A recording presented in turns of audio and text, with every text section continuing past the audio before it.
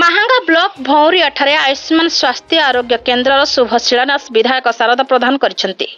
यह सहित नहंग प्राथमिक विद्यालय नूतन गृहर शुभ शिलान्यास सह विद्यालय वार्षिक उत्सव में जोगदे कहले कि राज्य सरकार शिक्षा और स्वास्थ्य दिगरे अनेक अर्थ खर्च करुछंती। एणु टंका पाई भित्तिभूमिर अभाव रहिबो नाही, से दिगरे सरकार सचेतन अछंती। छात्र छात्री माने देशर भविष्यत। डिजिटल शिक्षा माध्यम रे स्कूल पिला माने अनेक अग्रगति करि परिबे।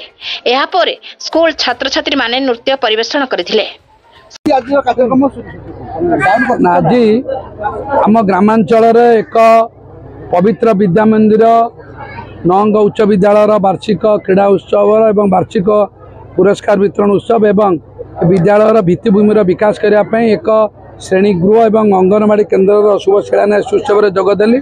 सबुठू आश्चर्य कथा बहुत भित्तिभूमि थिबा जगार उपस्थापन पिलामानकर संख्या कम थिला बेले जे नहंग उच्च विद्यालय रे कम्युनिकेशन एवं इंफ्रास्ट्रक्चरल डेवलपमेंट ग्रोथ नथिला बेले जे पाखापाखि 377 पिला पाठ पढ़ुथिबारु बहुत खुशी लागिला। एवं एटा आशा करुछि एभली एक ग्रामांचल एते परिमाण रे पिला पाठ पढ़ुथिबारु ए विद्यालय को केन आगामी दिन रे एक मॉडल स्कूल करा जिवो।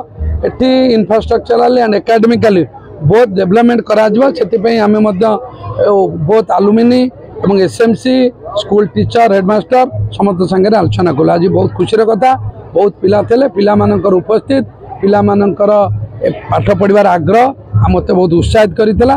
तेणु एभली अनुष्ठान मांगार सब जगार किभली हम आम चेष्टा वर्ष पाखापाखि सरकार 20,000 पाखापाखि पूरण कर राज्य में से तुलन आम अंचल जोग देइछंती।